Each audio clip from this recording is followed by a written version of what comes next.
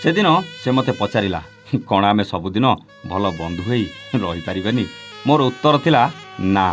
ଯିଏ ଦିନେ ମୋ ସ୍ୱପ୍ନ ଥିଲା ସେ ମୋ ବନ୍ଧୁ ହେବା କେବେ ବି ସମ୍ଭବ ନୁହେଁ। ଯିଏ ମୋ ଜୀବନ ଥିଲା ସେ ଆଉ କାହାର ହେବା ପରେ ତାକୁ ବନ୍ଧୁ ବୋଲି ଗ୍ରହଣ କରିବା କେବେ ବି ସମ୍ଭବ ନୁହେଁ। ପ୍ରେମ ଆଉ ବନ୍ଧୁତା ଭିତରେ ଅନେକ ଫରକ। ଯାହା ପ୍ରେମ ସମ୍ପର୍କରେ କରିଥିଲେ ସେଇଟା କ'ଣ ବନ୍ଧୁତାରେ କରିପାରିବା? ପ୍ରେମ ତା ଜାଗାରେ ଆଉ ବନ୍ଧୁତା ତା ଜାଗାରେ। ବନ୍ଧୁତାରୁ ପ୍ରେମ ହୋଇପାରେ, କିନ୍ତୁ ପ୍ରେମରୁ ବନ୍ଧୁତା ହୋଇପାରେ ନା। ତାର ଏ କଥା ଭିତରେ ତାର ଏ ବେଦନାକୁ ବେଶ ଭଲ ଭାବରେ ମୁଁ ପଢ଼ିପାରୁଥିଲି। ତାର ଏ କଥା ଶୁଣିଲା ପରେ ତାକୁ କ'ଣ ଉତ୍ତର ଦେବି ଭାବିବା ପୂର୍ବରୁ ସେ ଆରମ୍ଭ କରିଥିଲା ତାର ସେ ହୃଦୟ ଭିତରେ ଥିବା ଯନ୍ତ୍ରଣା ଭରା ସେଇ ପ୍ରେମ ପ୍ରତାରଣାର କାହାଣୀ। ତାର ସେଇଟା କାହାଣୀ ନଥିଲା ତ, ତାର ସେଇଟା କାହାଣୀ ନାଁରେ ଥିଲା ମନ ଭିତରେ ଲାଗିଥିବା ସେ ଆବେଗ ଭରା କ୍ଷତ ଚିହ୍ନ। ଯେଉଁ କ୍ଷତ ଶୁଖି ଯାଇଥିଲା ହେଲେ ଚିହ୍ନଟା ଛାଡ଼ିବାର ନାଁ ନେଉନଥିଲା। ସେଇ ଚିହ୍ନ ଏମିତି ଥିଲା, ନା ଦେଖି ହେଉଥିଲା ନା କାହାକୁ ଦେଖେଇ ହେଉଥିଲା। ପ୍ରତାପ ଭାଇ, ଆମର ଏ ପ୍ରେମ ଯେଉଁ ବନ୍ଧୁତାରୁ ଆରମ୍ଭ ହୋଇଥିଲା ସେଇ ପ୍ରେମକୁ କ'ଣ ପୁଣି ଥରେ ବନ୍ଧୁତାକୁ ଫେରେଇ ପାରିଥାନ୍ତି? ଯଦି ୟାର ଉତ୍ତର ନା ହୁଏ ତେବେ ମୁଁ କ'ଣ ତା ବନ୍ଧୁତାକୁ ଅସ୍ୱୀକାର କରି ଭୁଲ କଲି ଭାଇ? ସେଦିନ କିଏ ଜଣେ ସ୍କୁଲ କାନ୍ଥରେ ତା ନାଁ ସହିତ ମୋ ନାଁକୁ ଯୋଡ଼ି ଲେଖିଥିଲା, ଅଜୟ ପ୍ଲସ୍ ରାଣୀ। ସକାଳୁ ସ୍କୁଲ ଖୋଲିଲା ଆଉ କାନ୍ଥରେ ଲେଖାଯାଇଥିବା ସେଇ ନାଁ ପାଖରେ ଭିଡ଼ ଜମିଲା। ଆଉ ସେଇ ଭିଡ଼କୁ ଦେଖି କ'ଣ ହେଇଛି ବୋଲି ମୁଁ ବି ଦେଖିବାକୁ ଚାଲିଗଲି। ଆଉ କାନ୍ଥରେ ଲେଖାଯାଇଥିବା ମୋ ନାଁ ସହିତ ରାଣୀର ସେଇ ନାଁକୁ ଦେଖି ମୁଁ ଯେତିକି ଆଶ୍ଚର୍ଯ୍ୟ ନଥିଲି, କିଛି ଦୂରରେ ରାଣୀ ବସି କାନ୍ଦୁଥିବାର ଦେଖି ସେତିକି ଦୁଃଖୀ ହେଇଥିଲି। ଇଚ୍ଛା ହେଉଥିଲା ରାଣୀ ପାଖକୁ ଯିବି, ତା ଲୁହ ପୋଛିଦେବି ଆଉ ତାକୁ କହିବି, ମନ ଦୁଃଖ କରନି କି କାନ୍ଦନି, ମୁଁ କେବଳ ତମର ଜଣେ ଭଲ ବନ୍ଧୁ। ହେଲେ କ'ଣ କହି ବୁଝେଇବି ରାଣୀକୁ ସାହସ କରିପାରୁନଥିଲି। ତଥାପି ସାହସ କରି ପାଖକୁ ଗଲି ଆଉ କହିଲି, ପ୍ଲିଜ୍ ରାଣୀ କାନ୍ଦନି, ଯିଏ ଲେଖିଛି ସେ ତ ଠିକ୍ କରିନି, କିନ୍ତୁ ତମେ ମୋର ଜଣେ ଭଲ ସାଙ୍ଗ, ବାସ୍ ଆଉ କିଛି ନୁହଁ।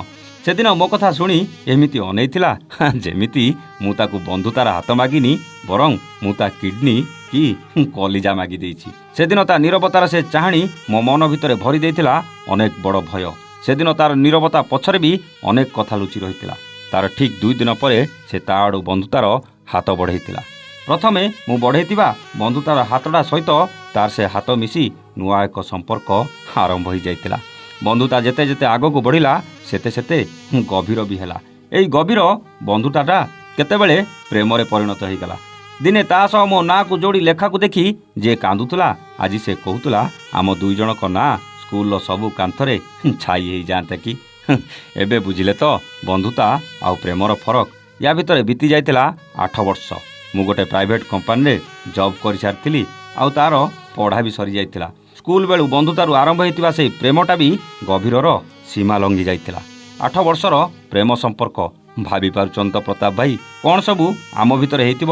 ଥରେ ଭାବିଲେ କେତେ ସ୍ମୃତି ଆମେ ସାଉଁଟୁଛୁ ଆପଣ କଳ୍ପନା କରିପାରୁଥିବେ। କିନ୍ତୁ ସେସବୁ ମୁହୂର୍ତ୍ତକୁ ଭୁଲିବାକୁ ତାକୁ କିଛି ସେକେଣ୍ଡ ବି ଲାଗିନଥିଲା। ଦିନେ ତାଙ୍କ ପରିବାର କଥାରେ ଆଉ ଜଣକୁ ବାହା ହେବାକୁ ମନସ୍ଥ କରିଥିଲା। ଆଉ ମୋତେ ଶେଷ ଥର ପାଇଁ ଦେଖା କରି କହିବାକୁ ଆସି ବେଶ ଖୁସିରେ କହିଥିଲା, ଅଜୁ ପ୍ଲିଜ୍ ଖରାପ ଭାବିବନି, ମୁଁ ଅନ୍ୟ ଆଡ଼େ ବାହା ହେବାକୁ ଯାଉଛି। ଆମ ପରିବାର ଆମ ପ୍ରେମକୁ ସ୍ୱୀକୃତି ଦେଲେନି। ଆମ ପରିବାର କଥାରେ ବାହାରକୁ ଯାଇ ମୁଁ ତୁମକୁ ବିବାହ କରିପାରିବିନି, କିନ୍ତୁ କଥା ଦେଉଛି ତମ ସହ ମୋର ବନ୍ଧୁତା ସବୁଦିନ ରହିବ। କେତେ ଖୁସିରେ କେତେ ସହଜରେ 8 ବର୍ଷର ସମ୍ପର୍କକୁ ଭୁଲି ଏତିକି କଥା କହି ସମ୍ପର୍କ ଭାଙ୍ଗିବାକୁ ତାକୁ ମାତ୍ର 8 ସେକେଣ୍ଡ ବି ଲାଗିନଥିଲା। ତା କଥା ଶୁଣି ମୋର କିଛି ଉତ୍ତର ନଥିଲା। ମୁହଁ ତଳକୁ କରି ଶୁଣି ଚାଲିଥିଲି। ଆଖିର ଲୁହଗୁଡ଼ା ଥପଥପ ହେଇ ତଳେ ପଡ଼ି ମାଟି ବି ଓଦା ହେଇ ଚାଲିଥିଲା। ମୋର କିଛି ସମୟର ନୀରବତା ପରେ ସେ ଆସୁଛି କହି ଚାଲି ଯାଇଥିଲା। ହେଲେ ତା ସହ ସେ ବନ୍ଧୁତା ମୋର ଆଉ ଆବଶ୍ୟକ ନଥିଲା। କେମିତି କରିଥାନ୍ତି ବନ୍ଧୁତା? ବନ୍ଧୁତା ଆଉ ପ୍ରେମ ସମ୍ପର୍କ ଭିତରେ ଫରକ ଯଦି ସେ 8 ବର୍ଷର ପ୍ରେମ ସମ୍ପର୍କ ଭିତରେ ଜାଣିପାରିଲାନି, ଆଉ ତାକୁ କ'ଣ ଜବାବ ଦେଇଥାନ୍ତି? ସତ କହିଲେ ଭାଇ, ଯିଏ ଦିନେ ପ୍ରେମିକା ହେଇ ମୋ ସହ ଅନେକ ରାତି କାଟୁଥିଲା ସେ କ'ଣ ବନ୍ଧୁ ହେଇ ମୋ ସହ ରାତି କାଟିପାରିବ? ଯିଏ ଦିନେ ପ୍ରେମିକା ହେଇ ମୋ ସହ ଯାହା କରିଥିଲା ଆଜି କ'ଣ ସେ ବନ୍ଧୁ ହେଇ ସେଇ ସବୁ କାମ କରିପାରିବ? କେବେ ନୁହେଁ ନା ଭାଇ। ଯଦି ନା, ତେବେ କାହିଁକି ବନ୍ଧୁତାର ହାତ ବଢ଼େଇବି? ଆପଣ କୁହନ୍ତୁ। ଏମିତି ସମ୍ପର୍କ ଦରକାର ନାହିଁ କହି ମନା କରିଦେଲି। ହେଲେ ଜାଣିଛନ୍ତି, ଯେ ପ୍ରେମିକାରୁ ବନ୍ଧୁତା ହେବାକୁ କହୁଥିଲା ସେ ବାହାଘରର କିଛି ଦିନ ପରେ ମୋତେ ସବୁଥିରୁ ବ୍ଲକ୍ କରିଦେଇଥିଲା।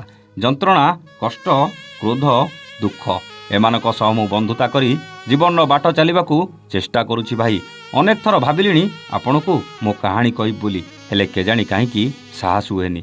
ସବୁଥର ପଛକୁ ଫେରିଯାଏ। ହେଲେ ଆଜି କାହିଁକି ସାହସ କରି କହିଦେଲି ସେ କଥା ତ ଜାଣିନି। ଆପଣଙ୍କ କଣ୍ଠରେ ଏ କାହାଣୀକି ଜାଗା ଦେବେ କି ନାହିଁ ମୁଁ ତ ଜାଣିନି। ହେଲେ ଆଜି ବି ମୁଁ ସବୁଦିନ ମରି ମରି ବଞ୍ଚିଛି ପ୍ରତାପ ଭାଇ। ତାର ଏ କଥା ସରିଲା ବେଳକୁ କିଛି ଲୁହ ଓଠ ପିଇ ସାରିଥିଲା, କିଛି ଲୁହ ତଳେ ବି ପଡ଼ି ସାରିଥିଲା, କିଛି ଲୁହ ଆଖିରେ ଛଳଛଳ ଅବସ୍ଥାରେ ତଳକୁ ଗଡ଼ିବାକୁ ଅପେକ୍ଷା କରିଥିଲା। ବୁଝେଇବାକୁ ଚେଷ୍ଟା କଲି, ହେଲେ ସେ ବୁଝିବା ବଦଳରେ ବେଶୀ ବେଶୀ କାନ୍ଦିବା ଆରମ୍ଭ କଲା।